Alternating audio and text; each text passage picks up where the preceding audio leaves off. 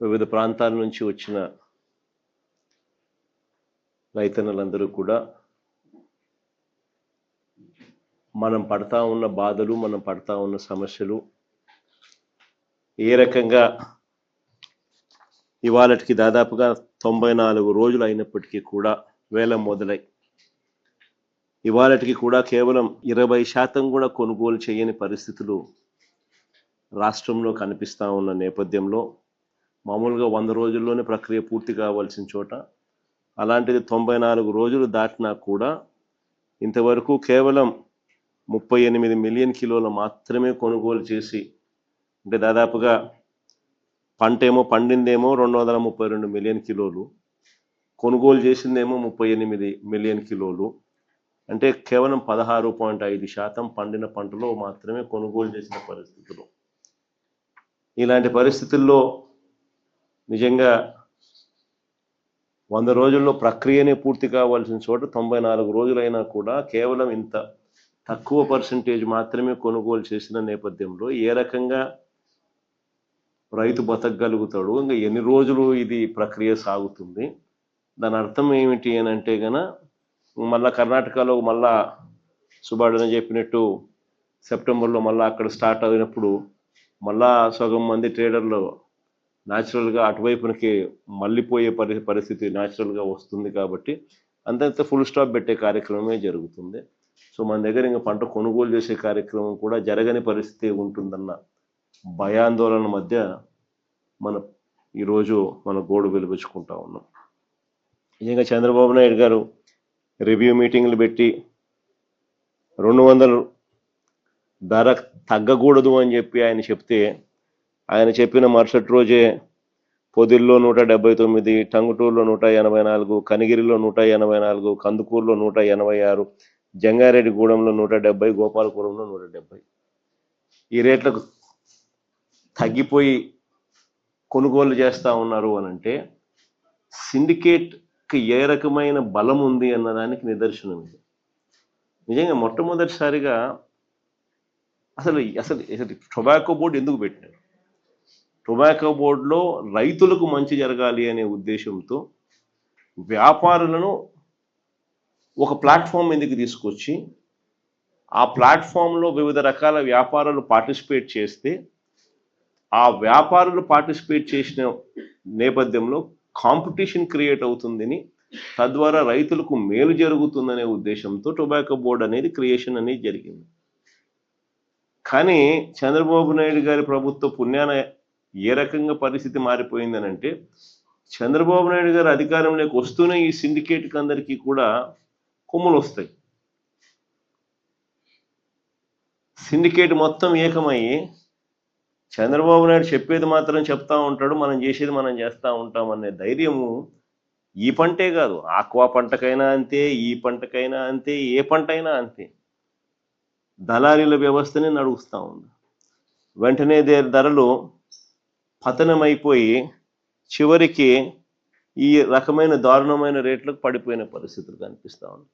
చివరికి ఇంకా రైతులు ఇంకా ఏదో ఒక రేటు కొనుక్కున్నాయా నాయన, మేము మమ్మల్ని బతికించండి స్వామి అనే పరిస్థితిలోకి రైతులు తెగ అమ్ముకునే పరిస్థితిలోకి వ్యవసాయం అంతా కూడా దిగజారిపోతా ఉన్న పరిస్థితులే కనిపిస్తూ ఉంది. ఇటువంటి పరిస్థితి రాకూడదు అనే ఉద్దేశంతోనే, ఇటువంటి పరిస్థితి ఉంది అనే ఉద్దేశంతోనే గతంలో మనం వచ్చినప్పుడు మార్క్ఫెడ్ను కూడా కాంపిటీషన్ మొట్టమొదటిసారిగా రాష్ట్రంలో ఎప్పుడు జరగని విధంగా మార్క్ఫెడ్ను ప్లాట్ఫామ్ మీదకి దింపినాం. ఎప్పుడైతే మార్క్ఫెడ్ను రాష్ట్ర ప్రభుత్వం ప్లాట్ఫామ్ మీదకి దింపి, ఎప్పుడైతే కొనుగోళ్లలో పార్టిసిపేట్ చేసే కార్యక్రమం ఎప్పుడైతే రైతుల తరపున మార్క్ఫెడ్ రంగప్రవేశం చేసిందో, అప్పుడు మార్కెట్లో కాంపిటీషన్ జెన్యూన్గా క్రియేట్ అయింది. ఆ రోజుల్లో మార్కెట్లో మనం ఆ రకమైన కాంపిటీషన్ క్రియేట్ చేయగలిగినాం కాబట్టి సిండికేట్ను, కార్టెల్ను బ్రేక్ చేసినాం. సిండికేట్, కార్టెల్ ఎప్పుడైతే బ్రేక్ అయిందో, గవర్నమెంట్ ఎప్పుడైతే సీరియస్గా తీసుకోవడం మొదలుపెట్టిందో, అప్పుడు భయం మొదలయ్యి రేట్లు పెరిగినాయి. అసలు ఈరోజు చంద్రబాబు నాయుడు చెప్పిన తర్వాత కూడా రేట్లు ఇంత దారుణంగా పడిపోయిన తర్వాత కూడా పరిస్థితి ఏమిటి అని అంటే, 94 రోజులు అయిపోయినా కూడా కొనుగోలు చేసింది కేవలం పండిన పంటలో 16.5% మాత్రమే పంట కొనుగోలు చేసిన పరిస్థితులు ఒకవైపున ఉంటే, మరోవైపున పరిస్థితులు నో బిడ్లు, లో బిడ్స్, భారీగా బేలు రిజెక్ట్ చేయడము ఇవన్నీ కూడా కనిపిస్తా ఉన్నా కూడా ఇంతవరకు చంద్రబాబు నాయుడు గారి ప్రభుత్వము ఈ కంపెనీలు ఏదైతే ప్లాట్ఫామ్ మీదకి వచ్చి ఆక్షన్లో పార్టిసిపేట్ చేస్తూ ఉన్నారో వీళ్ళు మాట వినకపోయినా కూడా వీళ్ళ మీద ఎన్ని కేసులు పెట్టినారు? ఇంతవరకు కేసులు పెట్టింది లేదు. ఎన్ని లైసెన్సులు సస్పెండ్ చేసినారు? ఇంతవరకు లైసెన్సులు సస్పెండ్ చేసింది లేదు. ఎంతమందిని బ్లాక్ లిస్ట్ చేసినారు? ఇంతవరకు బ్లాక్ లిస్టులు చేసింది లేదు. ఏ రకమైన భయము పెట్టుకోకుండా, మార్కెట్ను రంగప్రవేశం చేయనీయకుండా మొత్తం అడ్డుకుంటే చంద్రబాబు నాయుడు గారు ఇక రైతులకు ఏ రకంగా లాభం జరుగుతుంది? రైతులకు లాభం జరగాలి అని అంటే రెండు జరగాలి. ఒకటి, మార్కెట్ రంగప్రవేశం చేసి గవర్నమెంట్ రైతుల తరపున నిలబడడానికి సీరియస్గా ఉంది అన్న మెసేజ్ పోవాలా. రెండోది, ఎవరైతే లైసెన్స్దారులు ఉన్నారో వాళ్ళందరికీ లైసెన్సులు ఎందుకు ఇచ్చినారు? వాళ్ళందరూ పలానా రేటుకు కొనుక్కుంటాము, ఇంత పంట మీరు వేయండి అని చెప్పి వాళ్ళు చెప్పిన నేపథ్యంలోనే రైతులందరూ కూడా పంట వేసినారు. ఇంత క్వాంటిటీ మేము కొనుక్కుంటాము, ఇంత క్వాంటిటీకి మీరు వేయండి అని వాళ్ళు చెప్తేనే కదా మనం పంట కూడా వేస్తాం.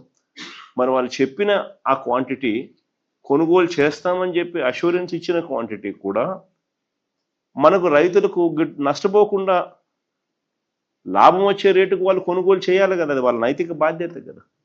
ఆ బాధ్యతను వాళ్ళు విస్మరించినప్పుడు ప్రభుత్వం చూస్తూ ఊరుకోదు. ఈ రకంగా సిండికేట్ ఫామ్ అయితే ప్రభుత్వం ఒప్పుకోదు, ఈ రకంగా సిండికేట్ ఫామ్ అయితే ప్రభుత్వం చూస్తూ ఊరుకోదు అన్న సంకేతం ఎప్పుడైతే ఇవ్వగలుగుతామో అప్పుడే ఇది బ్రేక్ అవుతుంది. అప్పుడే ఈ సిండికేట్ వ్యవస్థ అనేది బ్రేక్ అవుతుంది. అప్పుడే రైతులకు అన్నది న్యాయం జరుగుతుంది. చంద్రబాబు నాయుడు గారి ఆధ్వర్యంలో ప్రభుత్వం నడుస్తూ ఉన్నప్పుడు ఎప్పుడూ జరగదు.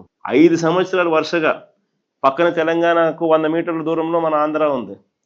పక్కన తెలంగాణలో ఆయిల్ ఎక్స్ట్రాక్షన్ రేట్ 18.9% ఉంటే ఆంధ్రాలో ఆయిల్ ఎక్స్ట్రాక్షన్ శాతము 14% చిల్లర పెడతారు. క్లియర్ కట్గా 100 మీటర్లు అవుతున్న ఒక ఫ్యాక్టరీలో ఆ మేరకు ఆయిల్ ఎక్స్ట్రాక్షన్ రేటు బెటర్గా పెట్టి రైతులకు బెటర్ రేట్ అక్కడ వస్తూ ఉన్నా, ఆంధ్రాలో 5 సంవత్సరాలు చంద్రబాబు నాయుడు హయాంలో ఆయిల్ ఎక్స్ట్రాక్షన్ పర్సంటేజ్ తగ్గించి రైతులు నష్టపోయేలా చేసినాడు. పట్టించుకునే నాతులు లేడు. తెలిసినా తెలియనట్టుగా ఓహో అన్నట్టుగా రైతులు నష్టపోనిలే అన్నట్టుగా వ్యవహరించిన తీరు ఇవన్నీ ఎప్పుడు చెక్కుపడినాయి? రైతులు ఎప్పుడు నష్టపోకూడదు, రైతు చల్లగా ఉంటేనే రాష్ట్రం బాగుపడుతుంది, రాష్ట్రం బాగుండాలి అని అంటే రైతు ముఖంలో చిరునవ్వు ఉంటేనే రాష్ట్రం బాగుంటుంది అని చెప్పి ఒక రైతు పక్షపాత ప్రభుత్వంగా మనం వచ్చినప్పుడు మాత్రమే ఈ మార్పులు జరిగినాయి.